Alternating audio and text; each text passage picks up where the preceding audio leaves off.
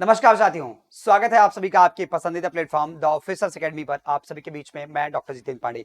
आज से हम शुरू कर रहे हैं हिंदी की बिंदी श्रृंखला की। जी हाँ, हिंदी की बिंदी श्रृंखला की शुरुआत कर रहे हैं। इसके अंतर्गत 15 मिनट में हम आपको हर एक टॉपिक की वीडियो उपलब्ध कराएंगे। 15 मिनट में हम पूरा का पूरा टॉपिक आपको बताएंगे और वो सारी विषय वस्तु, वो सारी जानकारी उपलब्ध कराएंगे जो कि आपकी परीक्षा में हिंदी के अंतर्गत पूछा जाता है। विशेष तौर पर यह कक्षा उन सभी अभ्यर्थियों के लिए बहुत ही ज्यादा उपयोगी होने वाली है जो कि किसी कंपटीशन या किसी प्रतियोगी परीक्षा की तैयारी कर रहे हैं और उनसे प्रश्न के अंतर्गत हिंदी विषय वस्तु से प्रश्न पूछे जाते हैं। तो आप सभी के लिए कक्षा बहुत ज्यादा उपयोगी होने वाली है। आज मैं आपको केवल 15 मिनट में हिंदी वर्णमाला का पूरा विषय वस्तु बताऊंगा, वो भी ट्रिक के माध्यम से, और ऐसे बताऊंगा कि फिर कभी नहीं भूलेगा, है ना। आइए शुरू करते हैं। हिंदी वर्णमाला में सबसे पहला प्रश्न यही बनता है कि आखिर हिंदी वर्णमाला में कितने वर्ण होते हैं। तो ध्यान रखिएगा, हिंदी वर्णमाला में जो वर्ण होते हैं कुल मिलाकर कितने होते हैं? कुल मिलाकर 52 वर्ण होते हैं। आपसे पूछा जाएगा कि भाषा की अभिव्यक्ति की सबसे छोटी इकाई क्या होती है। तो भाषा की जो सबसे छोटी इकाई होती है, ध्यान रखिएगा, वो सबसे छोटी इकाई आपकी होती है बेटा, वो आपकी होती है वर्ण होती है। क्या होती है? वर्ण होती है। और वर्णों का जो व्यवस्थित समूह होता है उसको हम क्या कहते हैं? वर्णों के व्यवस्थित समूह को हम वर्णमाला कहते हैं। वर्णमाला का मतलब क्या है कि वर्णों का जो व्यवस्थित समूह होता है, प्रश्न पूछ लिया जाता है तो वर्णों का जो व्यवस्थित समूह होता है उसको हम क्या कहते हैं? उसी को हम लोग कहते हैं वर्णमाला कहते हैं। ठीक है। अब वर्णमाला में जो आपको वर्ण दिखाई पड़ेंगे वो दो प्रकार के वर्ण दिखाई पड़ेंगे। एक आपके स्वर होंगे, दूसरे आपके क्या होंगे? व्यंजन होंगे। एक क्या होंगे? स्वर होंगे, दूसरे क्या होंगे? व्यंजन होंगे। स्वर क्या होते हैं? तो ध्यान रखिएगा, जिनका स्वतंत्र उच्चारण आप कर पाते, क्या? जिनका स्वतंत्र उच्चारण आप कर पाते हैं वो आपके स्वर कहलाते हैं। और जिन वर्णों का उच्चारण स्वरों की सहायता से किया जाता है वह आपके क्या कहलाते हैं? वह आपके व्यंजन कहलाते हैं। तो स्वरों की संख्या कितनी है? स्वरों की संख्या 11 है और व्यंजनों की संख्या कितनी है? 33 है। दो आपके अयोगवाह हैं। अयोगवाह जो है वो आपके अंग और अह होते हैं, वो आपके अयोगवाह होते हैं। उच्छिप्त या द्विगुण व्यंजन की बात किया तो ड और जो आपका ढ होता है ना, इसको हम क्या कहते हैं? इसको हम उच्छिप्त या द्विगुण व्यंजन कहते हैं। संयुक्त व्यंजनों की संख्या 4 है, छ, त्र, ज्ञ और स्र, ये संयुक्त व्यंजन है। आगे बढ़ते हम बात करते हैं स्वरों का, थोड़ा सा विभाजन कर देते हैं। हिंदी में ध्वनियां वर्ण दो प्रकार के हैं। मैंने कहा एक स्वर है। पहला जो स्वर है, स्वर कौन कौन से होते हैं? तो अ, आ, इ, उ, री, ए, आई, ओ, औ, ये आपके स्वर होते हैं। अब स्वरों के विभाजन की बात किया जाए तो पहला विभाजन हम किस आधार पे करते हैं? मात्रा के आधार पे करते हैं। किस आधार पे करते हैं? पहला विभाजन हम लोग मात्रा के आधार पे करते हैं। और मात्रा के आधार पे स्वर आपके 3 प्रकार के होते हैं। पहला जो होता है जिनमें हमें एक मात्रा का समय लगता है या जिनके उच्चारण में कम समय लगता है उनको हम ह्रस्व स्वर कहते हैं। यही आपके जो ह्रस्व होते हैं वही आपके मूल स्वर भी कहलाते हैं। क्या कहलाते हैं? मूल या आपके लघु स्वर भी कहलाते हैं। अब प्रश्न पूछेगा हिंदी वर्णमाला में मूल या लघु स्वर कितने हैं? तो 4 है, अ, इ, उ और आपका री। ठीक है, अ, उ, इ और आपका री जो है इसमें जोड़ लीजिएगा, ये आपके क्या है? मूल स्वर हैं। दीर्घ स्वर वो होते हैं जिनमें एक मात्रा से ज्यादा का समय उच्चारण में लगता है, जैसे बड़ा आ, बड़ी ई, बड़ा उ, ऐसे की जब बात करते हैं तो ये आपके दीर्घ स्वर कहलाते हैं। यहां देख सकते हैं आ, ई, उ, ए, ऐ, ओ, औ, औ। ठीक है, ये आपके क्या? ये सब आपके दीर्घ स्वर की श्रेणी में आ जाते हैं। अब जो दीर्घ स्वर होते हैं इसके बाद तीसरा जो होता है उसको हम प्लुत स्वर कहते हैं। प्लुत स्वर क्या होते हैं? जिनमें 2 मात्रा से भी ज्यादा का समय लगता है उनको हम क्या कहते हैं? प्लुत कहते हैं। यहां ध्यान रखिएगा, जो आपके आ, ई, उ, ए, ऐ, ओ, औ हैं, इनमें भी हम 2 श्रेणी करते हैं। एक हमारे ऐसे होते हैं जो मूल दीर्घ स्वर कहलाते हैं और दूसरे ऐसे होते हैं जो संयुक्त दीर्घ स्वर कहलाते हैं। तो ध्यान दीजिएगा, यहां पर पहले जो आपको दिख रहे हैं ना, पहले कौन कौन से दिख रहे हैं?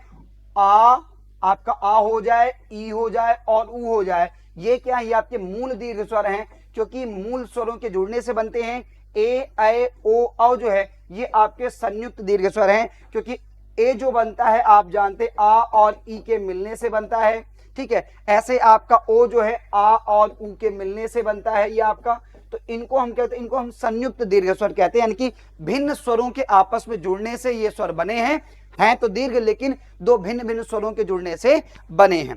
प्लुत की बात कर ले तो जिनके उच्चारण में 2 मात्रा से भी ज्यादा का समय लगता है उनको हम प्लुत कहते हैं। सामान्यतः हिंदी में प्लुत का इतना ज्यादा प्रयोग नहीं होता है, लेकिन संस्कृत में प्लुत का प्रयोग देखने को मिल जाता है। आगे बढ़ेंगे और बिंदुओं के विषय बात करेंगे। अगर जीव के प्रयोग के आधार पे हम हिंदी वर्णमाला के तहत स्वरों का विभाजन करें तो देखिए, एक हमारे अग्रस्वर होते हैं जो जीव के अगले हिस्से से जिनका उच्चारण किया जाता है वो आपके क्या है, इ, ई, ए। उसके बाद मध्य स्वर जो जीव के मध्य भाग जिसमें ज्यादा सक्रिय होता है वो आपका अ होता है, और एक आपका पश्च हिस्सा होता है या पश्च स्वर जिसको हम कहते हैं वो क्या है, जीव के पिछले हिस्से की सहायता से प्रयोग में लाया जाता है या उच्चारण किया जाता है, वह आपका क्या होता है, तो आ, उ, ओ, औ, आंग। ये क्या है, ये आपके पश्च स्वर हैं जो जीव के पिछले हिस्से से इनका उच्चारण किया जाता है। फिर आप देखिए, अब मैं आपको बता दूं कि बिहार शिक्षक भर्ती 4.0 की अगर आप तैयारी कर रहे हैं तो हमारे पीआरटी बैच के साथ जुड़िए। केवल और केवल 999 रुपए पूरा का पूरा पाठ्यक्रम ये आप सबको उपलब्ध कराया जा रहा है। साथ में आपको 5000 प्रश्नों से अधिक के अभ्यास करने के लिए आपको विषय वस्तु दी जा रही, और साथ ही साथ एनसीईआरटी का संपूर्ण निचोड़ भी आपको फ्री में उपलब्ध कराया जा रहा है। आगे बढ़ते हैं। अगर मुख द्वार खुलने के आधार पर स्वरों के विभाजन की बात करें तो एक विवृत होता है, एक अर्ध विवृत होता है, एक अर्ध समृत होता है, एक समृत होता है। ठीक है, विवृत के विषय में बात करेंगे तो आज जिनके उच्चारण पूरा मुंह खुल जाता है वो आपका होता है विवृत। अर्ध विवृत का मतलब जिसमें आपका मुख द्वार आधा खुलता है, जैसे ए, ऐ, ओ, औ। अर्ध समृत की बात कर लें, ये आपका अर्ध होगा, ये आपका अर्ध समृत है जिसमें आपका आधा मुंह बंद रहता है, ए और ओ। और समृत में जिसमें लगभग आपका पूरा मुंह क्या होता है, बंद रहता है, वो आपका ई, उ और री है। दोनों ई, उ और दोनों ई और दोनों उ इसके अंतर्गत आपके आ जाएंगे। और मैं आगे बात करूं, अगर हम बात करें स्वरों के वर्गीकरण और उनके उच्चारण स्थान की बात करें तो आप देख सकते हैं बड़ा महत्वपूर्ण हिस्सा है। यहां से पूरा का पूरा प्रश्न पूछा जाता है कि आ का उच्चारण स्थान क्या है, ई का उच्चारण स्थान क्या है, ए का उच्चारण स्थान क्या है, ओ का उच्चारण स्थान क्या है। ऐसे प्रश्न आप सभी से पूछे जाते हैं। देख लीजिए, कंठ से उच्चारण स्थान की बात कर लें तो ये आपका ह्रस्व स्वर होता है भाई, आ है, इसका आ आपका उच्चारण स्थान है, कंठ है। फिर ध्यान रखिएगा, दीर्घ में आ भी आएगा, आ। ये दोनों आपके स्वर जो हैं इनका उच्चारण कहां से होगा, कंठ से होगा। ई जो है इनका उच्चारण स्थान कहां से होगा, तालु से होगा। तालु क्या होता है, तो मुंह के भीतर की छत का जो पिछला भाग होता है वो आपका तालु कहलाता है। जब वायु जो है फेफड़े से बाहर निकलना शुरू होती है तो पहला जो स्टॉपेज होता है, पहला जो स्टेशन आता है जहां वो रुकती है, ठहरती है, वो आपका कंठ होता है। इसके बाद तालु यानी कि ऊपर वाली छत का पिछला हिस्सा तालु, फिर ऊपर वाली छत का अगला हिस्सा यानी कि मूर्धा, फिर आपका दंत और फिर आपका ओष्ठ। ठीक है, तो ध्यान दीजिए, कंठ से उच्चारित होंगे आपके आ, तालु से आपके ई हो जाएंगे, और मूर्धा से आपका री हो जाएगा, और साथ साथ ए, ऐ, ओ, औ भी हो जाएंगे। ध्यान दीजिएगा, कंठ तालु अगर बात करेंगे तो ए, ऐ हो जाएगा, और ओष्ठ और कंठ की बात कर लें तो ओ, औ हो जाएगा। क्यों? क्योंकि आप जानते हैं ए, ऐ जो है इसमें से ए जो है आ और ई के मिलने से बना है, तो आ का उच्चारण स्थान कंठ है, ई का उच्चारण स्थान आपका तालु है, तो इसलिए दोनों के जुड़ जाएंगे यहां पर और आपका बन जाएगा कंठ तालव्य। ओष्ठ की बात कर लें तो उ जो है ये आपका उच्चारण स्थान क्या है, ओष्ठ होता है। आई होप कि आप इस बिंदु को समझ गए होंगे। अगले बिंदु पर हम लोग आ जाते हैं और थोड़ी सी चर्चा हम कर लेते हैं, व्यंजन वर्गों की बात कर लेते हैं। व्यंजन ऐसे व्यंजन वर्ण या ऐसे वर्ण हिंदी वर्णमाला के जिनका उच्चारण हम स्वतंत्र रूप से नहीं करते हैं, मतलब यह है कि इनके उच्चारण में हमें स्वरों की सहायता लेनी पड़ती। जैसे हमने लिखा का, हमने यहाँ पर लिखा का, और ध्यान दीजिए जब हमने लिखा का तो इसका मतलब ये कि आधा का और इसके साथ साथ क्या हो जाएगा, आधा का के साथ साथ आपका आ होता है। इसमें दो चीजें, ठीक है। तो हम कहते हैं भाई जिस भी व्यंजन का उच्चारण करेंगे स्वर के साथ उसका आप उच्चारण करेंगे। अब देखिए, व्यंजनों में एक स्पर्श व्यंजन होता है जिनकी संख्या कितनी होती है, 25 होती है। 25 होती है आपके स्पर्श व्यंजन है। 4 आपके अंतस्थ होते हैं, 4 आपके उसमें असंघर्षी होते हैं, 4 आपके क्या होते हैं, संयुक्त होते हैं। ये पूछ लिया था कि छा किससे बनता है, तो आधा का और आपके मूर्धा सा से, त्रा जो आधा ता और रा से, ज्ञा आधा जा और या से, स्रा जो आपका तालब्बी शाह है और रा इसके मिलने से बनता है। याद रखिएगा, उच्छिप्त या जिसमें द्विगुण कहते हैं, जिसमें नुक्ता लगा होता है, वो आपका उच्छिप्त या द्विगुण कहलाता है। अब इनके उच्चारण स्थान की बात कर ले तो बड़े ध्यान से देखिएगा, कंठ से उच्चारण होता पूरे के पूरे का वर्ग का होता है। ध्यान रखिएगा, प्रत्येक वर्ग का पहला, तीसरा और पांचवा यानी 1, 3, 5 क्या होते हैं, प्रत्येक वर्ग का जो 1, 3, 5 होता है वह आपका क्या होता है, वो आपका अल्पप्राण होता है। क्या होता है, अल्पप्राण होता है। और जो 2 और 4 यानी 135, ध्यान रखिएगा 135 आपके अल्पप्राण होंगे और 24 जो है वो आपका महाप्राण होगा। अब आप सोच रहे हैं सर अल्पप्राण और महाप्राण क्या होता है। जब उच्चारण में कम वायु निकलेगा मुख से तो आपका अल्प प्राण, और वायु ज्यादा निकलेगी तो आपका महाप्राण। अब देखो, जितने भी कावर के व्यंजन हैं वो सारे के सारे कंठ से उच्चारित होते हैं। पर ध्यान रखिएगा, अगर आपसे पूछ ले कि का की विशेषता बताइए तो ऐसे बताइए, सर का जो है ये एक स्पर्श व्यंजन है। ये क्या एक स्पर्श व्यंजन है? कावर का पहला अक्षर है, ये आपका अघोष है, ये अल्प प्राण है और इसका उच्चारण स्थान क्या है?